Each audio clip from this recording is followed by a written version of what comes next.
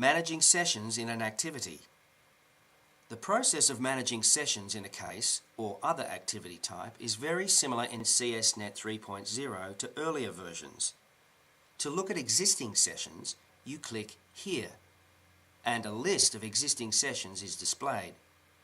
To check the detail of a particular session, if you want to do it without going to Activity Reports, you can click on the Information button here, and a summary of the session appears here on the right-hand side of the screen. To create a new session, click on Create Session.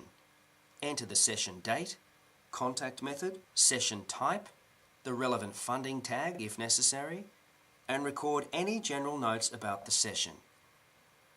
Make sure you check clients and workers present in the session here and here. The session will open with plan items relevant to the activity type displayed.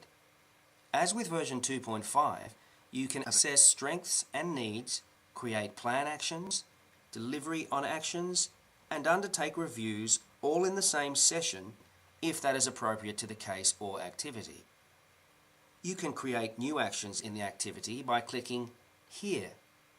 Complete the assessment of strengths and needs, and if action is required, check here. Then complete the action to be taken relevant to this area of the plan and insert a date by which you estimate the action will be completed in the interests of the clients or group participants. Save the plan action and it will be added to the activity plan. To record case or project notes against a plan action, click on Deliver and insert and save your notes. To review a plan action, click on Review here. In CSNet 3.0, you have the option to record notes on progress of the case or activity against a plan action without closing the plan action.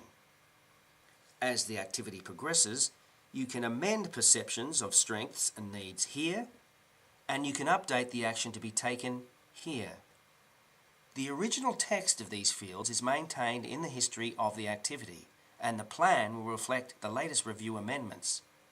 In addition, as with previous versions, you can amend the date due for an action here, and you can close an action here. If you close an action, you are required to insert a closure reason, your assessment of the result for the plan action, and some text here on what you think was achieved. As with earlier versions, you have the option to leave a session open so that you can continue to edit the records until they are finalized. Your organization will have its own requirements as to when sessions should be closed to ensure client privacy is respected. To close a session, you are required to complete the other session details accessed here. Session details may include data such as session location, referral information, or other aspects of the session. You can edit session data such as the date, the general notes, and the funding tag.